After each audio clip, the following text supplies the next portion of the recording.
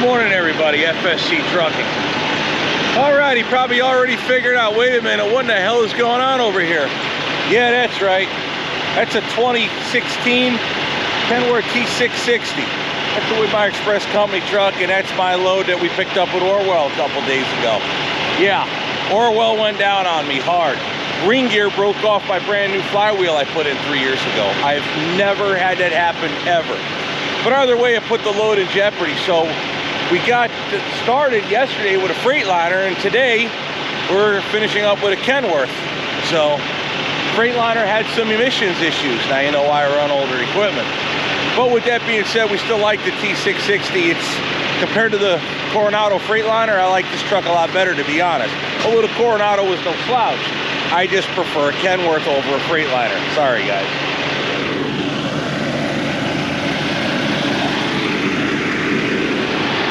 So aside from the new power we're using to pull the load, let's check out the load for those that probably just starting off with this video rather than ones prior.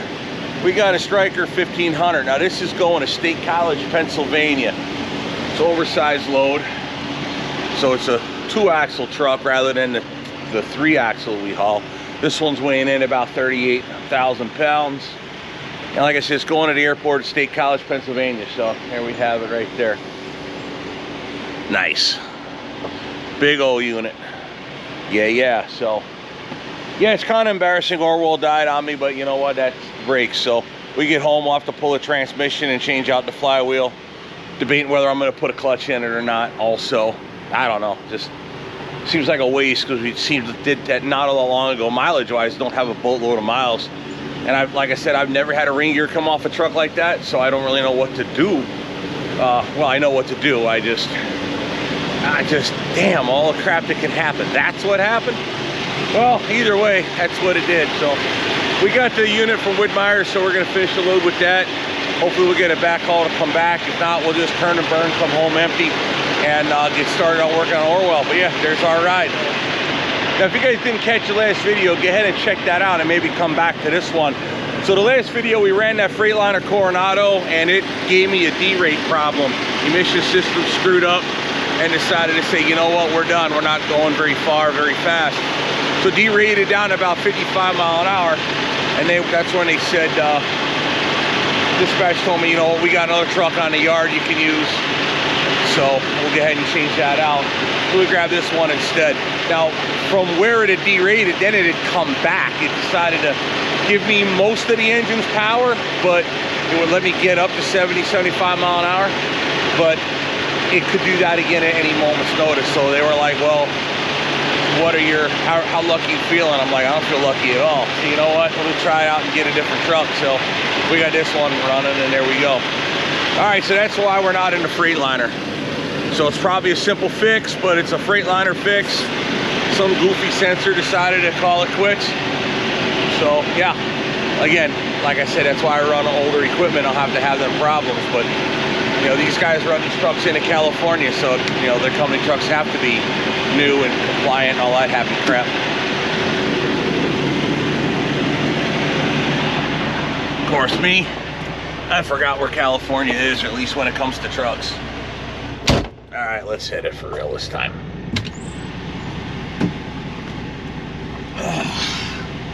Alrighty. Whew.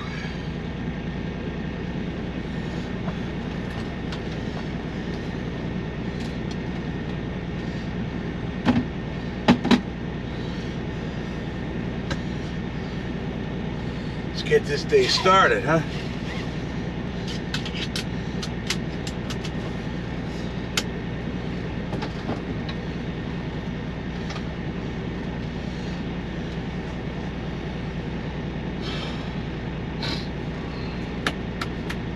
Lights on, strobes.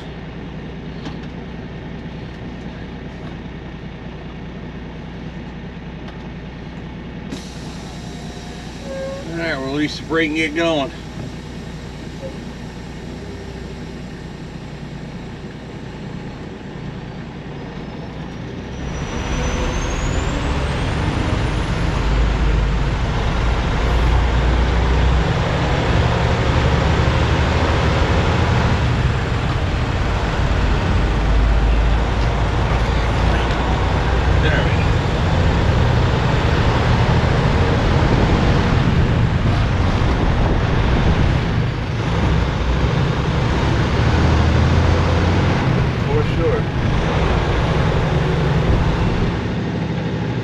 stopped over here at the Quick Trip.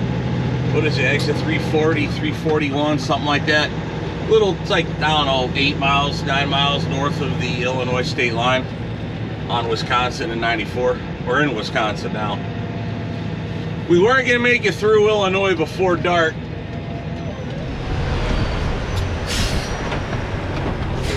Oh, I got the green arrow.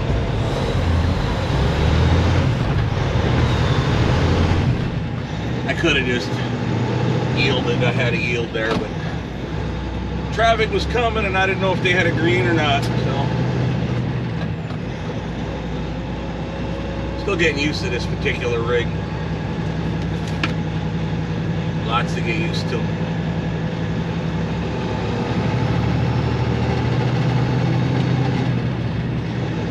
I think a lot of them flags on the mirrors are annoying on the front there, but there's no mounts on the front of the bumper for this, so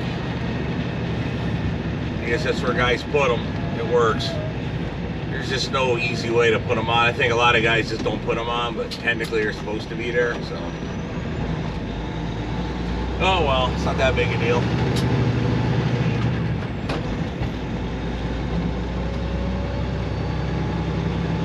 So anyway, like I was saying, we weren't gonna make it through Illinois before it got dark, because Indiana you could run at night.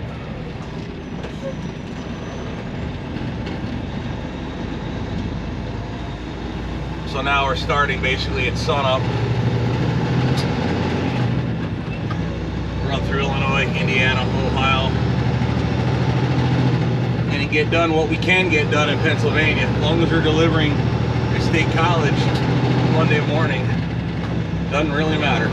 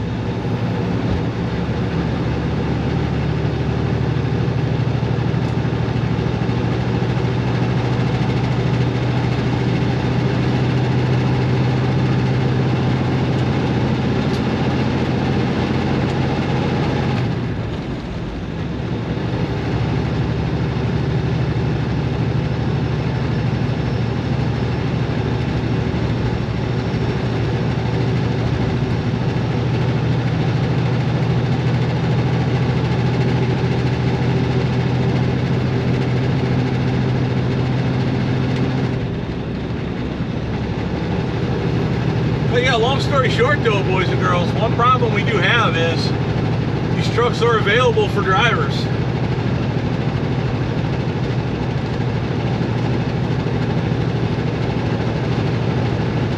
Which for me is good because I had a truck available to drive, but Whitmire's is hiring drivers, owner-operators. Obviously older trucks are welcome as long as you've got the experience and the truck will pass inspection. Be good to go. You should look them up if you're looking for work. And you already see what I do. Listen, if you're a regular subscriber and watch videos, you've already got some form of training.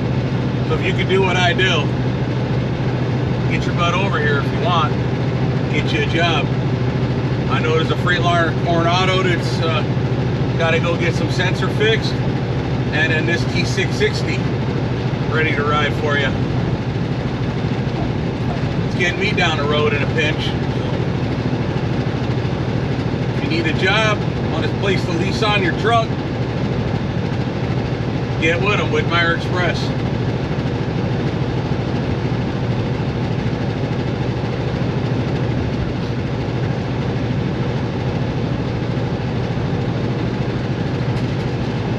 Fueled up yesterday too, forgot to mention that. I don't really know how much that matters or not, but yeah, got fuel last night too. It was, around a quarter tank. Had to put cat piss in there too. You know, the diesel exhaust fluid. Filled that up too. Like $30.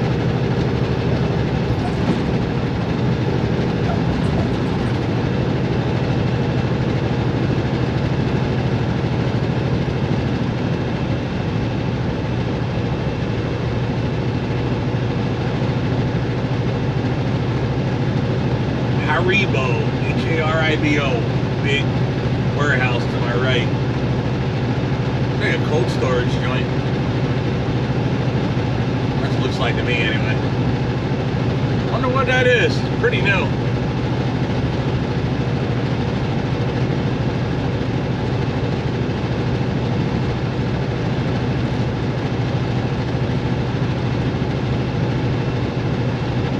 A lot of new stuff got built at the state line in Wisconsin, right at the Illinois border.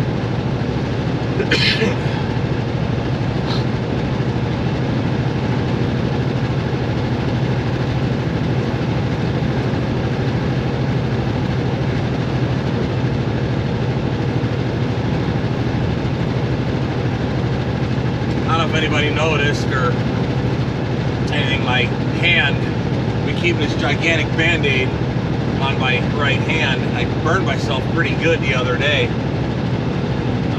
It's almost a week ago, actually. I don't know how I did it. I ran my hand right underneath the damn oxyacetylene torch. I was holding it, and I don't know how I did it, but my hand crossed right under the flame.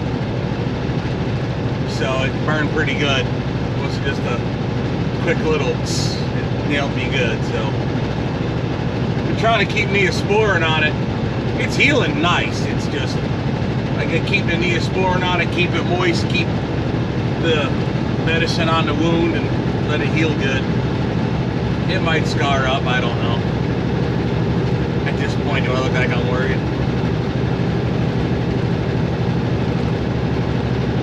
Just another scar to add to the many.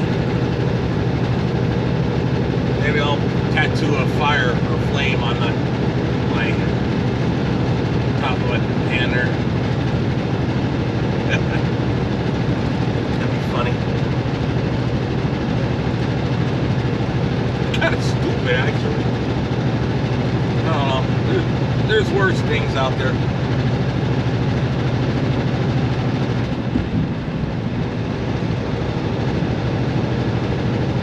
Alrighty, gonna be in Illinois in like half a second.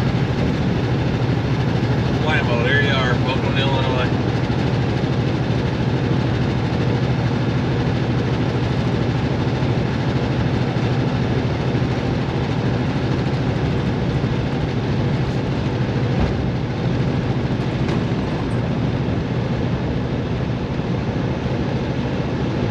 Been a while since I came through here, actually, to be honest. Was down for almost a month after I got all the equipment off of. Was it that long?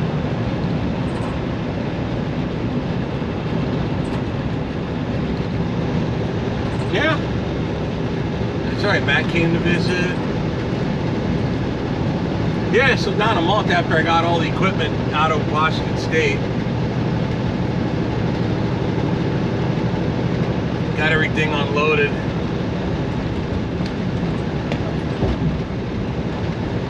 And then it was 2 trips back and forth to Washington, so.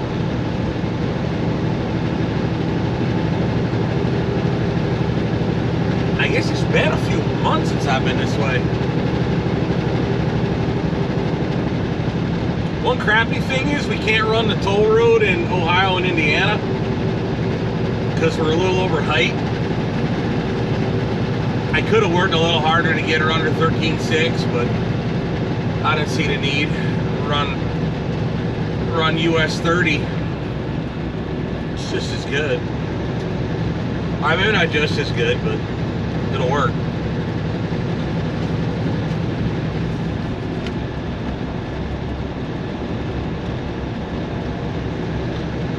If I absolutely had to, I could have got her down to 13.6, and it was just no need to go through that kind of extraordinary measures.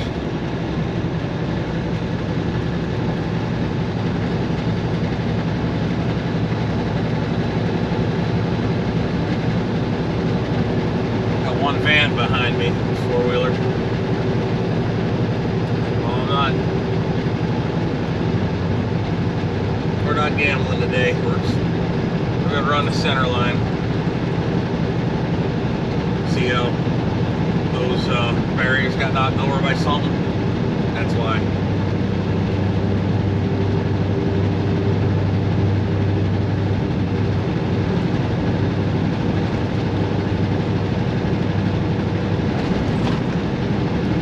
These trucks just cost too much to have a claim and stuff that big for some cars' impatience to wait a little bit and get around me. Believe me, I want to get there too. I'll take this lane out, lane ends. At least he used to.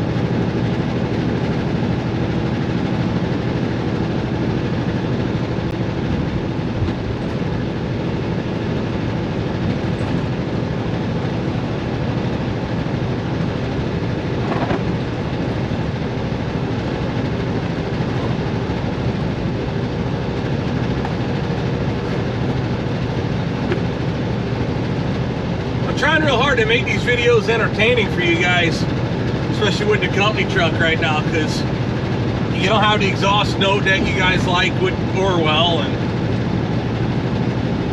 this Cummins isn't exactly impressive when it comes to the noise. Now, these trucks do pull good though. They don't spec slouches for trucks. Aside from the fact it's a newer truck, it's got all the emission stuff on it. It's an owner-operator spec truck. It's a full gauge panel. It's got the touchscreen. At least this truck's got the touchscreen Bluetooth radio. Like, I don't even have to mess with my phone. I can access the music and stuff on my phone right through the screen on the dash on the truck. The other one I borrowed, the GPS would yell at you if it thought you were on a route you shouldn't be, even though I was able to be there because I was delivering there. But that was funny, me yelling at the GPS to shut the F up.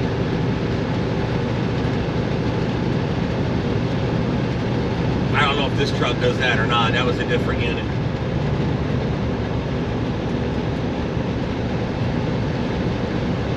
But it was the same thing as this T660.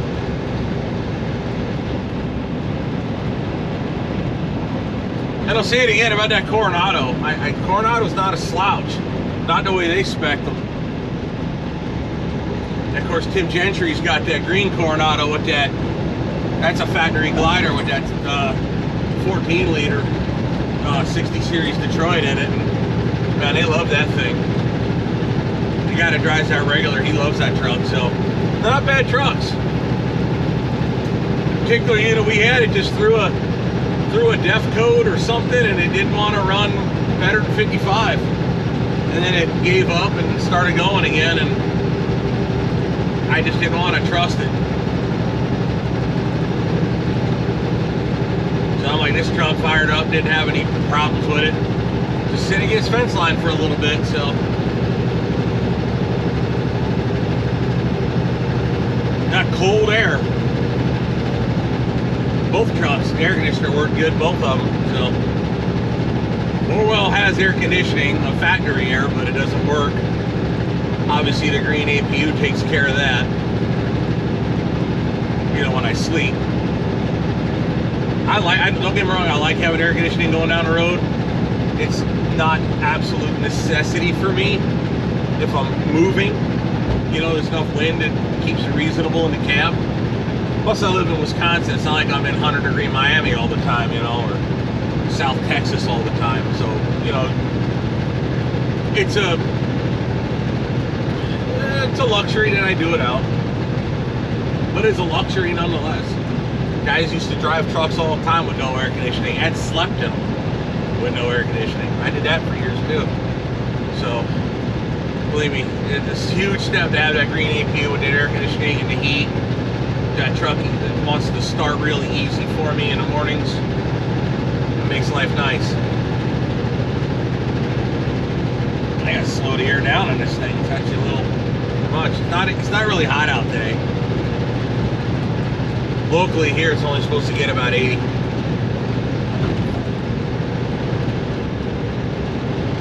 Today, anyway.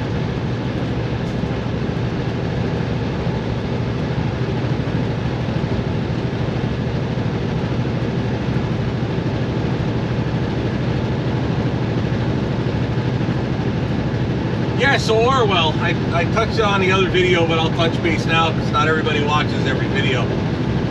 So I go to do a clutch adjustment. This is Friday.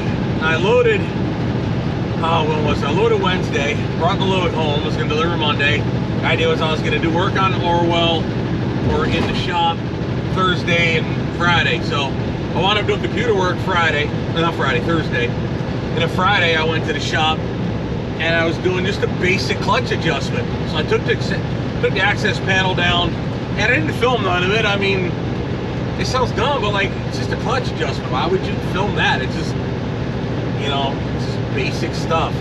Maybe I should have, but there was a point where, honestly, sometimes it's a pain in the neck to set the cameras up and you just want to get a job done and go home.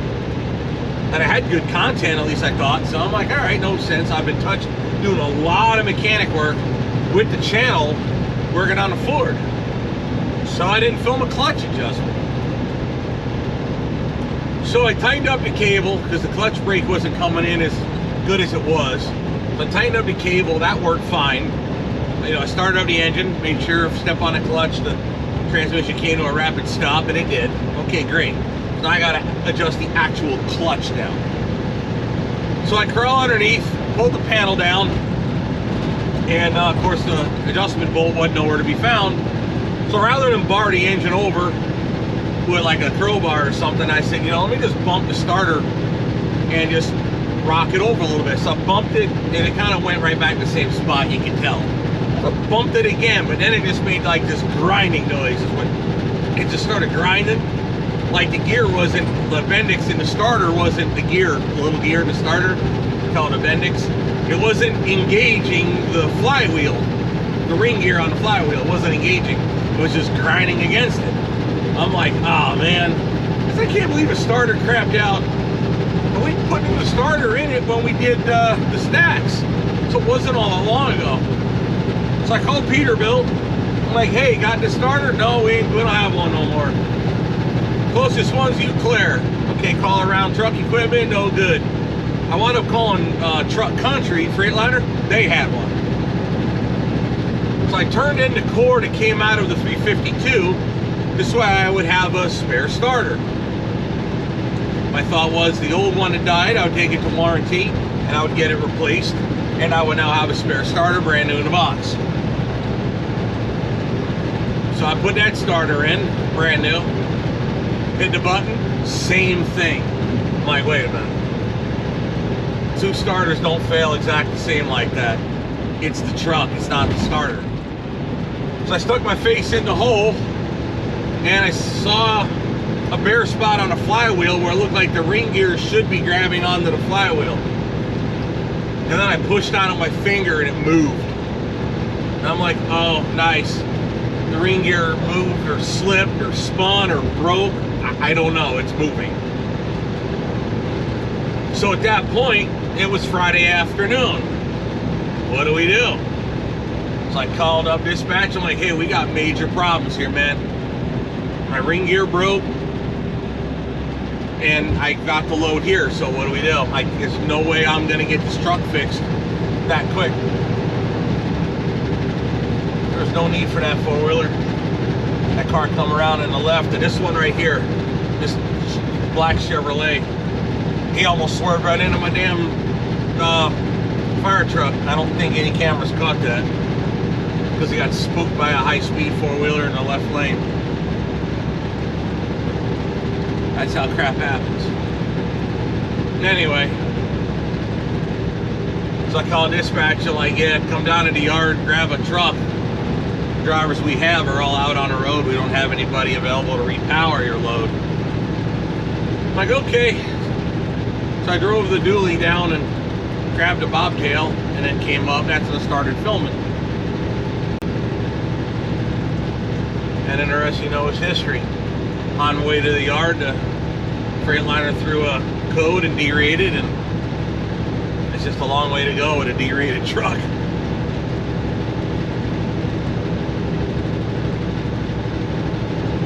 So I was told, grab truck 9. I'm like, okay.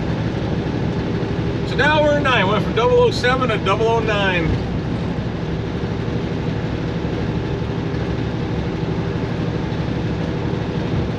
So I guess now the channel sees the fleet of trucks available for new hire drivers at Woodbuyer Express.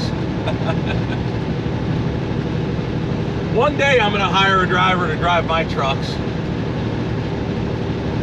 I've been talking about that for a while. It's just opportunity came, I had to grab it.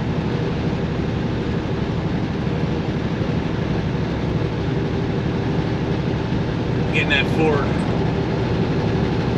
And I'll be honest with you, man, taking that Ford apart, that Ford had to have been an awesome truck in its day. Don't get me wrong, I love Peterbilts. I've never driven on the road, like under a load, a Kenworth Cabover, K100. I test drove a K100 with Aerodyne. It was a comfortable riding truck, except that particular unit was a pile of crap. Crackhead in Ohio was trying to sell it for way too much money.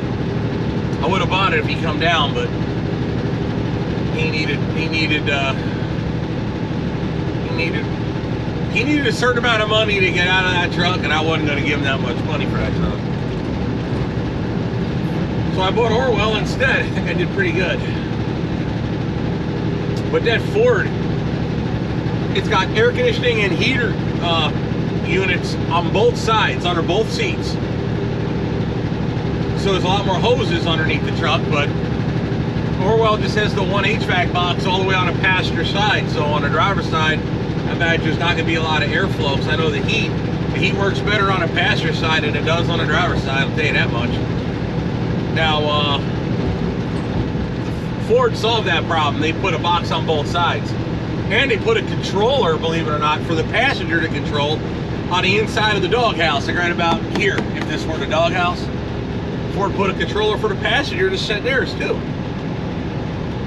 And then there's another one that goes into sleeper, I think. So, I mean, the only thing my truck doesn't have is air ride. It doesn't have cab air ride.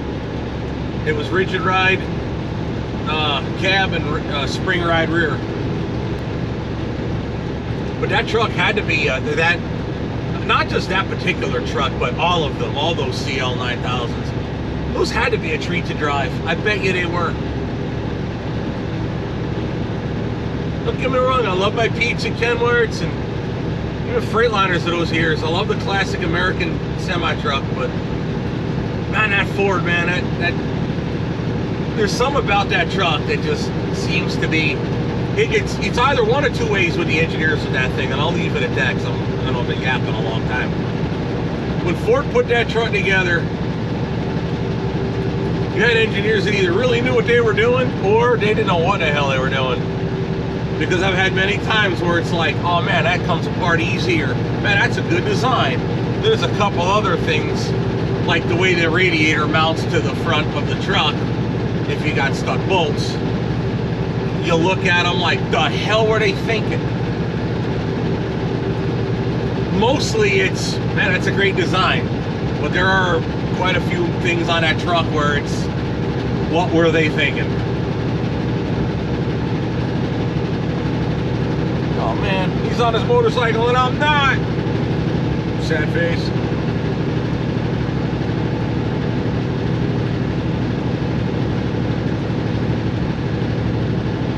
Slow down to check out the fire truck.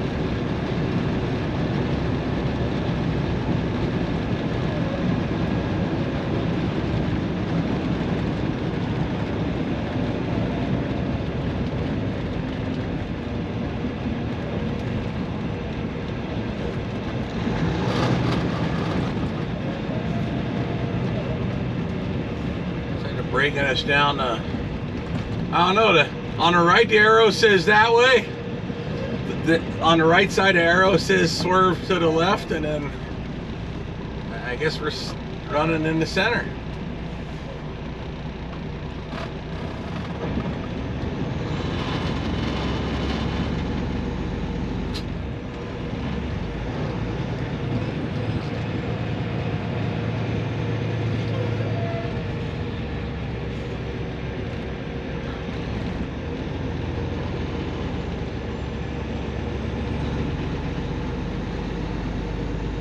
Someone messed something up.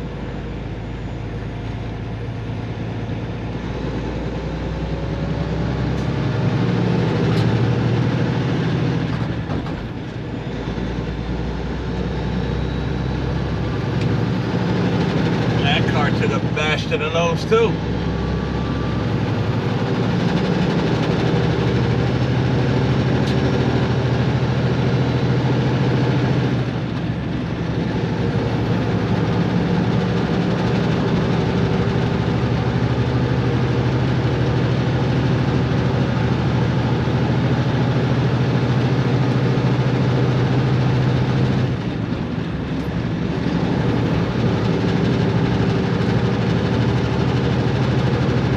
I wonder how in the world that crap happens. There ain't even any traffic out yet.